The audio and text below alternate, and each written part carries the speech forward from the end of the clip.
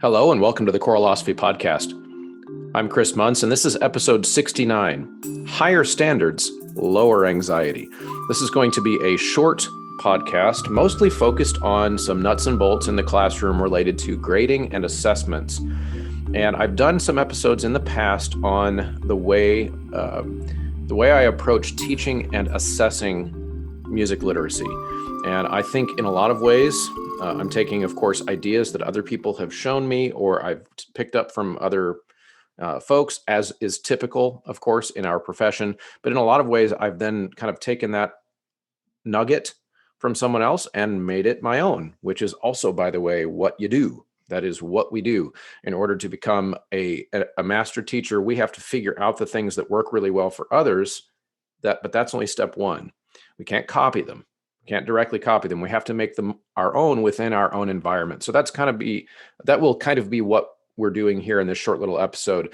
The first thing I would mention is that to get a context for what you're hearing, if this is the first time you've heard me talk about this topic, make sure you go back to episode 18, which is ripping off the Band-Aid. It's early on in the show where I kind of outlined kind of the philosophy that I use for teaching music literacy and the bigger picture, I guess you could say.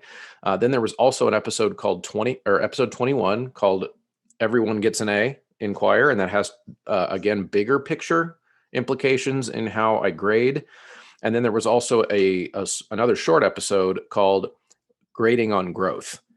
So to get this, I wish I could give you just like a few bullet points of how to do this in a way that is wildly successful, but it's not simple. There's a lot that goes into it. So in today's episode, I actually strong-armed a couple of my young singers, a couple of freshman girls.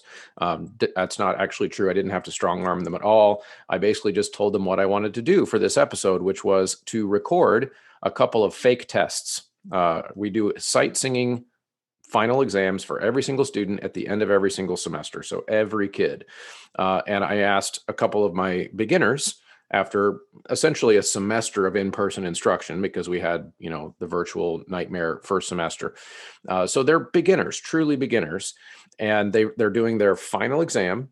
And I recorded a couple of exams as they would go, so that you can see the actual rubric happening in real life. So stay tuned for that. But before we get there, this episode is going to be largely brought to you by Sight Reading Factory, for the obvious reason that they are the ones who make this process possible. So I use Sight Reading Factory in my classroom every single day. Every kid has a membership, and we do homework through that. We also do our daily work, which I would say is actually more important to the process than the homework is. So this is daily instruction that happens in class so that they are getting that immediate feedback when the note is wrong, because it can't be you sang a wrong note because the note was wrong and that's it. Fix the note. That's almost never going to help you long term. Why did they miss that note? That can only be done with the teacher present, right? So the homework is a good way to get that kind of I guess the repetition of the language of reading music, so that literacy aspect, but it doesn't really do what you need it to do, other than just building, I guess, the frame of reference, you could say. So the important part is what you do in the classroom with the immediate feedback. Every time an error or a problem or a breakdown happens, it's jumping right back in and getting them going again, which is where the learning happens. So all of that happens through Sight Reading Factory. So I strongly encourage Sight Reading Factory memberships for your students. If you already have them, you're going to be renewing them next year. And as always, you can enter philosophy at checkout, get 10% off your school's entire order, and you can do that every time you renew. So make sure you are sticking with your Sight Reading Factory and keeping it up to date for next school year. Okay, let's get into it here. We assess kids at the end of each semester in sight singing, and it represents 5% of their semester grade. Okay, now in my school district, we have to do a final exam equals 10% of the semester grade. So what we do is half of that final exam is their sight singing progress, and then half of that final exam is something written, whether it be music theory, concept review, whatever it is that we've studied in that semester. They sit down a piece of paper, like, old-fashioned test, and take a test. And those two things then lumped together into that final 10% of their grade. So however that works in your classroom, if you choose to go to try something like this next school year, then that could look a whole bunch of different ways. It doesn't have to be part of a final exam. It doesn't have to be a 5% thing. That's just how it works in my world. So when I start using that language, just understand that I'm not prescribing those percentages and those points and all of that to you. You'd obviously have to figure that out of how that works in your environment. It could even be that you choose to not have this be a part of a final exam. However, what I've discovered over the course of teaching literacy is that by making a few philosophical changes to the way we grade and the way we present the exam to kids, our literacy level in our kids has just skyrocketed over the last few years. And so this is going to come across, it's hard for me to get this across without it sounding like a flex or like I'm bragging or something. But that's just really not the intent. It's really just to point out that this works. Okay. It really, really works. So to give you a frame of reference, if you have played with Sight Reading Factory before, you know that there are difficulty levels, right? Level 1, level 2, all the way up to level 6. If you're going level with multiple parts, so a choir exercise with multiple parts, you can go all the way up to level 8 now. So for a frame of reference, my advanced groups can fly through, as a group, can fly through level 7s and work their way through level 8s with almost no help. Okay. And these are, again, 16, 17, 18-year-olds. On an individual assignment, it only goes up to level 6, where level 6 is the hardest, right? And through this method and this approach, I have basically gotten to the point in our program where if you can't get your way through confidently and competently a level 6 exercise by yourself without help from a teacher, you're not going to make our top choir. And that sounds like just such a huge mountain to climb, probably for some people. But what's interesting about that process is it has been a process. It's taken years to get there, years. I've been tweaking and working through this methodology for 10 years or so. So some background, I tell my students this. They all know the history of sight reading, at least I'm in high school, because I tell them very openly all the mistakes that I feel like I've made in the past trying to get our kids to where they are, and how that one mistake led to the next part of the system, next part of the process.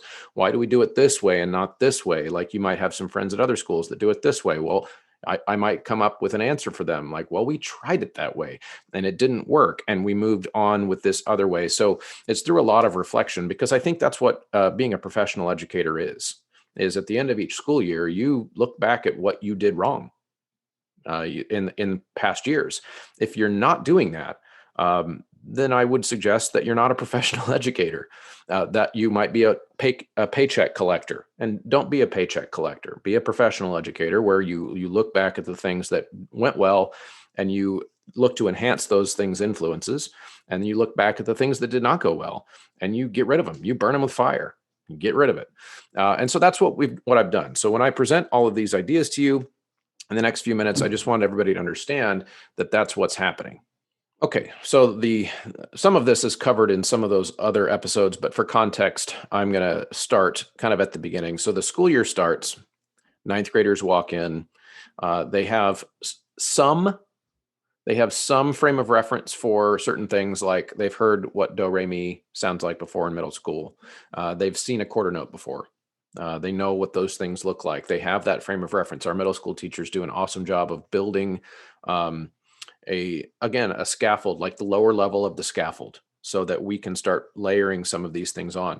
But to be clear, our kids don't typically come in ninth grade with the ability to grab a starting pitch, look at a piece of music they've never seen before, and just sing it without teacher help, without teacher demonstrating, without teacher doing X, Y, and Z to beg it out of them. Right. So that is not built into them. We start that from scratch. So what we do at the beginning of the school year, of course, is to build a lot of frame of reference for pitch relationships. And we do that through the warm up, through the vocalization, through, the technique building is a really important aspect there. I have an episode called Don't Ask Your Kids to Sing Louder.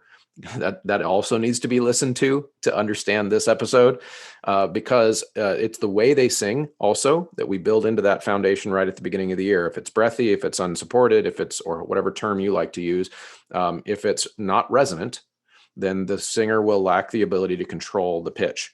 So we start right away getting those habits established. And then within that warm up, and so this could all happen within minutes at the beginning of the class period, we're establishing the way we sing. Okay, we're also establishing the pitch relationships through some type of solfege uh, game, right? Whether it be a goofy scale changing directions lots of times. Sometimes I'll do like a two-hand thing where I'll show them, okay, you guys on this side of the choir, you follow this hand, and on this side of the choir, you follow this hand, and I make them read my hands with solfege hand signs, something solfege related at the very beginning of the school year in every single warm-up. In fact, we keep solfege in all the warm-ups all the way through 12th grade. So what we're doing there, of course, is we're building the frame of reference for when they do start to sight read that day, and it will happen every day, that they've got that fresh, I guess I call it sometimes an answer key built into their head, right?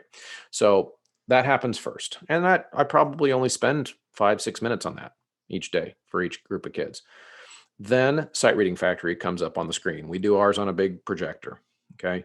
And we start at level 1, sometimes unison, depending on what seems to be the aptitude level of the group. And so we're talking about quarter notes, like 3-note ranges, maybe a 5-note range occasionally will creep in there. And that's it. And we go from the very beginning. They get no demonstration. They get only what do sounds like, what the starting pitch sounds like. And then they start reading. What I try to do right away in this establishing a frame of reference is that I get them in the habit right away of responding to questions rather than instructions. Where was your first wrong note? Make them raise their hand and say it. We sang re instead of do. Measure 2. Okay. So I'm getting them thinking analytically right at the beginning of the school year. So we're trying to get away from the teacher pointing out the mistakes, which for students feels like a redirection, which feels like a criticism, right? So I don't want to build into their brains right at the beginning of the year that a mistake is a bad thing.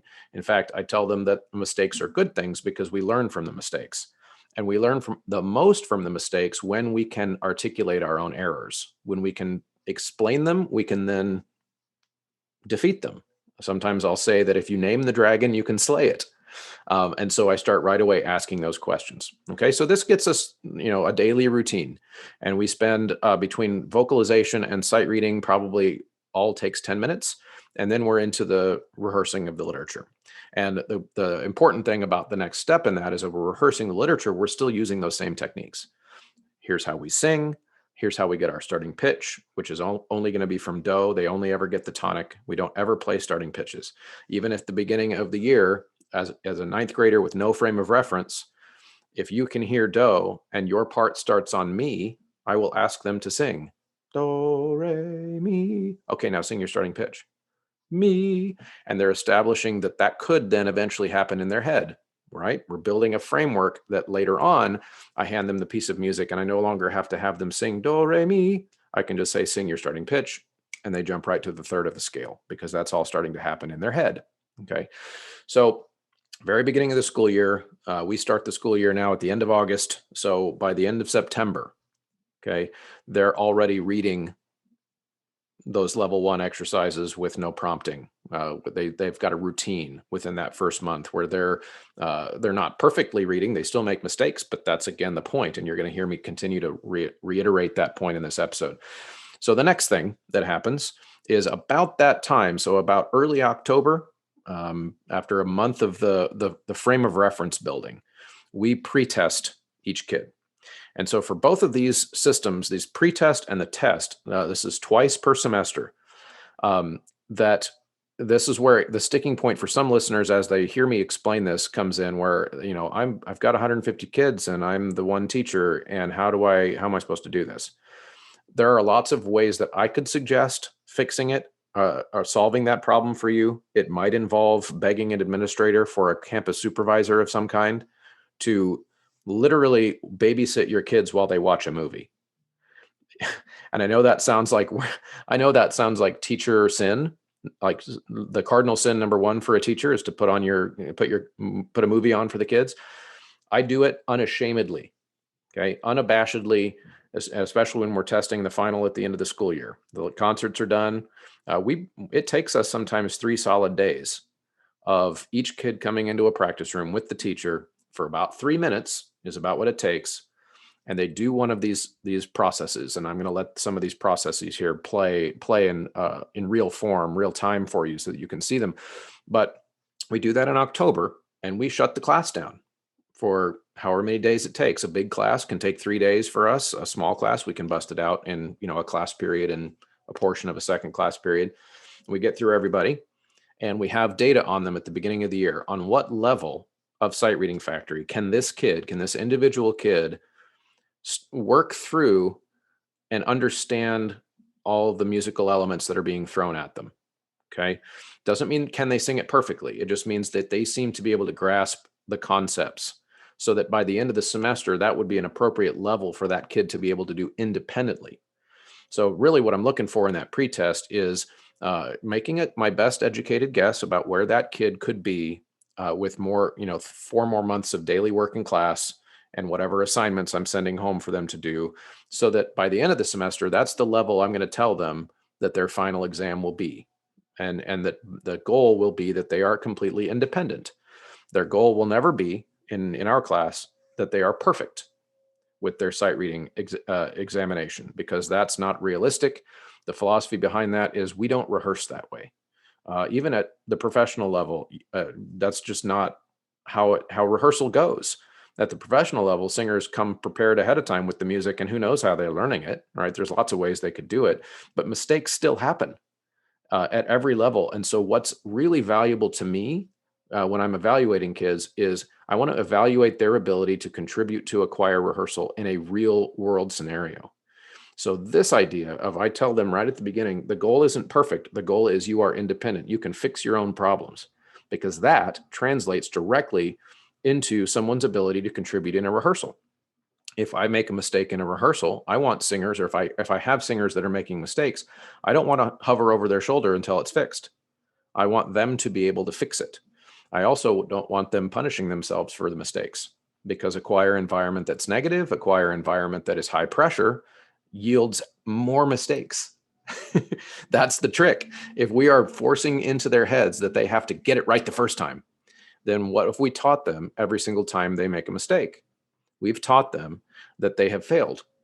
And that just doesn't translate. Like, it's a cool Olympics kind of sport to like find who can sight read things perfectly the first time. That's awesome. And I tell the kids that if you can do that, great. You're also super valuable in our choir. You can help us get to the right answer faster because you're at the right answer faster. That's awesome.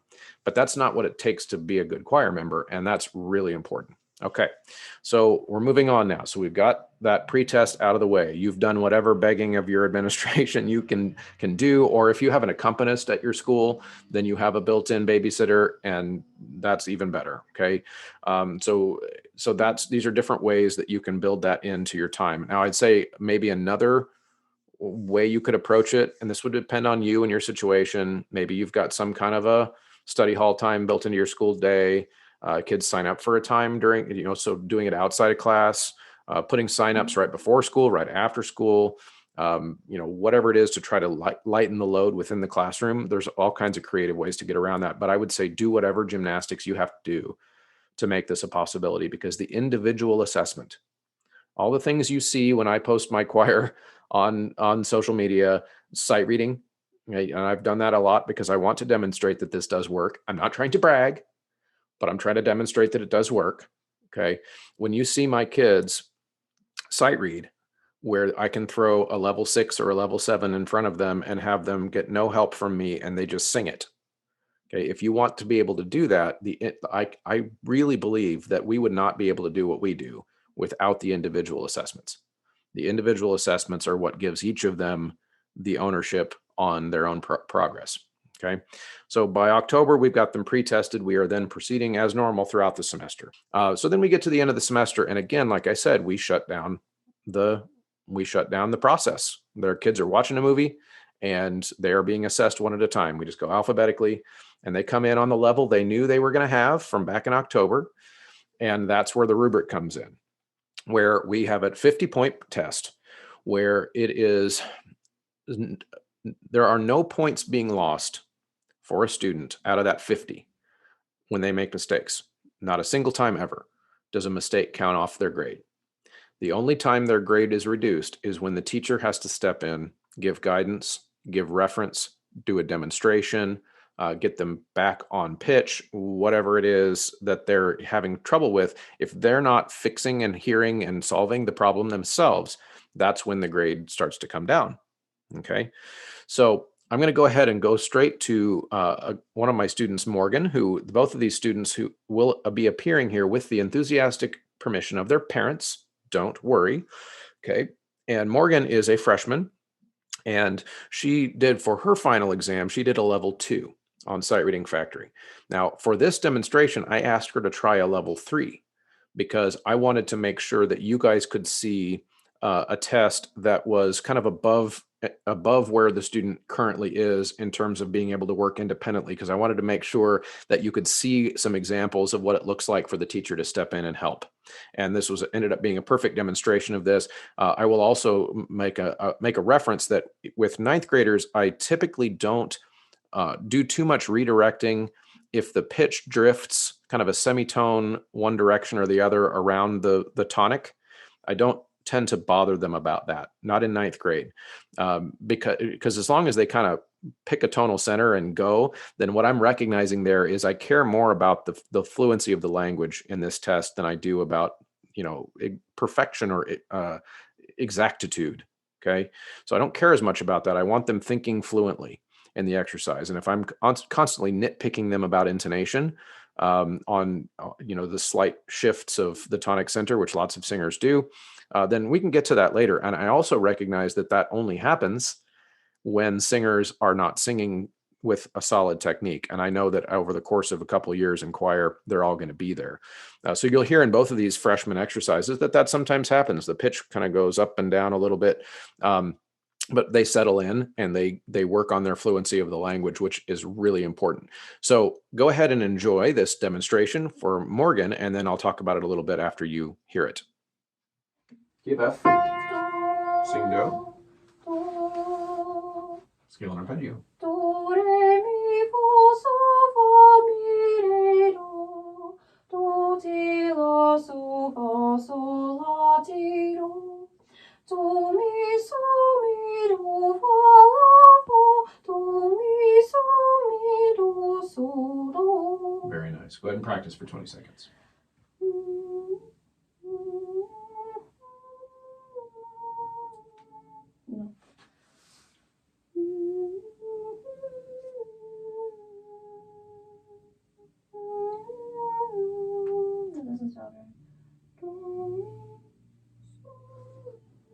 Okay, sing do. Do. 1, 2, and 3. Do, mi, so, mi, re, mi, do, ti, do. Mi, so, la, so, mi, re, do, ti, do. Okay, anything you want to go back and fix? Or a part that never quite sounded right? Like all of it? Probably measure 2 and measure 5 and 6. So measure 2 was where you went Yeah. off. Yeah. And that's what made the rest of it feel weird. You did eventually calm down. Okay, so see if you can sing from the beginning again, and then land correctly on measure 2. Try that. Do, mi, so, mi, re, mi, do, ti, do. Mi, sorry. Do, mi, so, la, See, yes, and then once you got there, once you get there with having fixed that note, everything else after that got easier. Yes. And the only major rule you broke was the no sorry rule. Yeah. No sorries. You No just go back and sorry. fix it. Okay. Okay, cool. You're done. Awesome. Great demonstration. And see, I actually love that Morgan broke the no sorry rule that I have in class, because that's something we talk about all the time. I don't want you to say you're sorry after you make a mistake. And so I love that she got to show you that instinct that they come into school, and we all know this. We all know this instinct that mistakes are a sign of our own weakness, right? And so what I'm trying to do with this system and with this philosophy of instruction is destigmatize the mistakes. The mistakes are not a sign of your weakness. They are a sign of your humanity. What matters is how you react to the mistakes. Do you stay calm? Do you take a breath? Do you smile? Do you then jump back into your power, which is to fix the mistake? So that was an excellent example. On the rubric, by the way, there are 3 rubric categories: a 2, a 1, and a 0. A 2 means that the student got every single thing correct and did not need help from me at all. I just played the starting pitch and stayed out of the way. Didn't have to talk to them, didn't have to pump them up, didn't have to show them where their mistake was, anything. Okay. And that's a 2. So that's worth 50 out of 50. From 49 points down to 30 points is what we call a 1 on the rubric, which means that they're able to get through the entire exercise and correct everything, but they might have needed my help to jump in. They might have needed some redirection, and obviously that's a point range of 49 to 30, depending on how much they needed help. Okay, so on the final exam, had this been Morgan's final exam on a level 3, I would have given her a 48 out of 50 for my very slight pep talk / redirection. So you can still see that's an A. Okay, it demonstrates that she is mastering, according to her current level of aptitude, the literacy she should be. And with progress like that, you would see, if I tested her 2 years from now, you'd see that she would be, if she stuck with choir, would be reading fluently at a level 6 with very little trouble and very little stress. That's the key. Okay, so this next one you're going to see Latea. Latea is also a 9th grader, and her final exam for the semester was set at a level 3. And so in a similar way, I asked her to step up to a level 4. Now, a level 4 with Sight Reading Factory is a pretty big jump. And so this was, again, an opportunity for me to kind of force into a situation where I would be demonstrating some of the type of feedback and some of the redirection that I would have to give for kids to be able to get over that hump. So here's Latea's test. Kids see. Sing do. Scale and arpeggio. Do, re, mi, fa, sol, fa, mi, re, do. Do, ti, la, sol, fa, sol, la, ti, do. Do, mi, do, fa, la, fa. Do, mi, do, so, do. Very nice. Go ahead and practice for 20 seconds.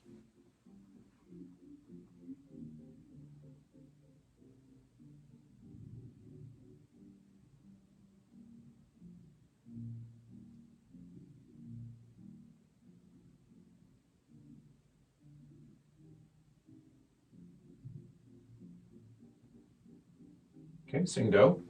Do. Sing your starting pitch. Mi. Try again. So. No.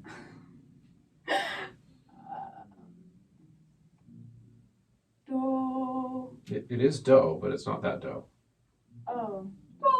There you are. Okay, good. Here we go. 1, 2, and 3. Do, so. Do, so, la, la, so. Do, so, la, la, so. Fa, mi, re, re. Mi, re, mi. Check that low note in that first line. Is it actually re?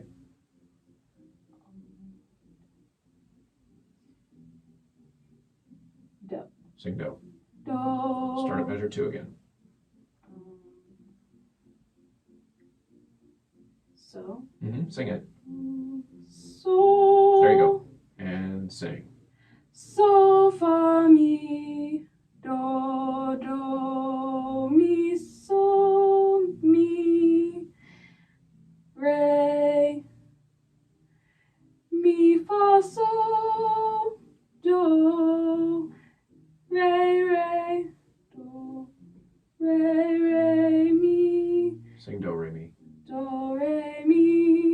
Make it sound like that. Re, re, mi, mi, so, so, do. Okay, good. How many beats do quarter notes get? One. One. Go back and sing the very first measure again with the correct rhythm. Do, so. 1, 2, 3. Do, so, mi, do, so, la, la. Yeah, but clap that rhythm. Nope. Those are all eighth notes. Oh, okay. 1 and 2 and 3 and 1 and 2 and 3 and there you go. Okay, good. Sing it. Do, so, la, la. Do, so, la, la. Good. What were you doing before? How would you describe your mistake in the first measure? I was doing 4/8 notes. Yes. Yeah, good. Nice job. You killed it. Thank you. You're done. So there you can see, if you're thinking about the rubric I explained after Morgan's test, we have a 2, a 1, or a 0. A 0, by the way, is 29 points down to 0 points, depending on the singer's inability to complete the exercise without teacher help at all. So this is, by the way, this happened to us when we first started the process quite a bit. We had some singers that would fall in that 29 points and below. We've kind of moved past that, though. We almost never have kids in that point range anymore, partly because we're making sure that we are giving them a realistic goal with the level. So examples of a 29 or a 28 score might be that they can sing the exercise, some of it correctly, or a good portion of it correctly, but only if the teacher is kind of singing along. Then that kind of falls into that 0 part of the rubric. So is she a 2? No, because she didn't do everything perfectly correctly without my help. She did eventually get to all the little details that she had trouble with, which puts her in that 1 category. So then I've got to decide on our system and our point allocation, where does she fall between 49 and 30? Okay, meaning she was able to get the concepts and recreate them with her voice without me having to sing along with her, anything like that. It's her work, right? But I had to step in quite a few times. So and again, this is a kind of above her level just to make sure that I could show you these things. So I would have probably given her a grade of 44, 45 out of 50, which puts that as a good example of a test that would look like on a B+, A- level work, where you can see that even though there were tons and tons of mistakes, the mistakes themselves don't torpedo a kid's grade, because the message that I'm trying to send is that it's about the working through the mistakes that matters, not this, I guess, fake ideal, arbitrary standard of can you get it right the first time, which again, we don't dislike getting it right the first time. That's awesome. But what I'm here to tell you is by approaching it this way, you are going to lower the kids' anxiety when they take the test, so that sight reading does not become this scary thing that they feel like they're playing Guitar Hero for a grade, where once they miss it, they missed it and their grade just went down. We've got to stop doing that. All right. We don't count off points on their grade that they can't get back because of a mistake, because what we are then telling them, what we're teaching them subliminally, is that reading music is a scary, stressful thing. Okay. So what I'm going to suggest to you is that by switching to something like this, fast forward a few years, because it will take a few years. You're not going to see the results of what like my kids can do at the upper levels tomorrow or next school year. I wish I could tell you it was a magic bullet, but it's not. But it'll take a few years, and then what you will see is that kids actually will be getting things right the first time. A lot more, like way more. They will be nailing things the first time because they're not scared of it anymore. Once they're not scared of it anymore, the shackles just fall off the hands. The scales fall from the eyes. The dead rise from the sea, and all the things, right? Things change so much when they are not scared. Now, I'd be lying if I told you that there is 0 anxiety. Some kids just have testing anxiety and they come in, but I can tell you, and there is some freak out moment, but I can tell you versus 8 or 9 years ago when we were counting mistakes, I am comforting way less crying kids during tests than I am now. So give this a shot. And of course, as always, you can reach out to me with questions. I will say that on the Patreon page, that is your best chance to get me and a good response for some of these things, because I apologize, but the show and the response from the show is getting a little bit busy. And I do have that Patreon over there for people who want to kind of help me financially with all the work that I'm doing to help you. And so for as little as $3 a month, you can get into that private little club over there. Right now, we're at about 70 folks, and I'm going to be putting some new goals up soon for the Patreon where I've got some goals. If we can get to like 150 subscribers over there, I'm going to start adding in some budget that I can do to start improving the audio quality of my guests. Right. So you might notice if you listen back through episodes that depending on what gear the guests have or what Wi-Fi the guests have, there's a wide range of crackliness going on in the audio quality. I'd like to be able to invest in some infrastructure there, some programs, some software that can help with that. I'd also like to put in a goal at a higher end at 250 Patreon subscribers. So this is thinking down the road, and this is why I need your help.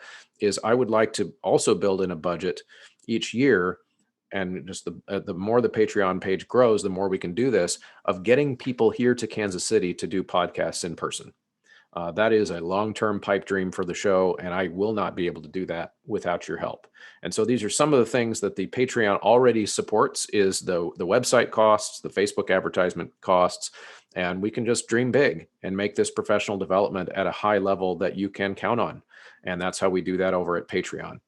So at patreon.com/Choralosophy, you can get the private podcast feed, you can get the supplemental materials, you can get quicker and social media free access to me to ask questions about the things that you heard on the episodes. And that's a great resource there for you for as little as $3 a month. Now, if you decide to go in at the $10 a month level, you can be a producer of the show.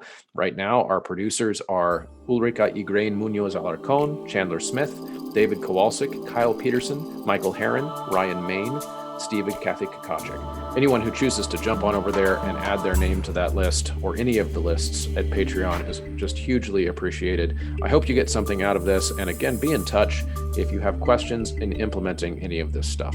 Good luck.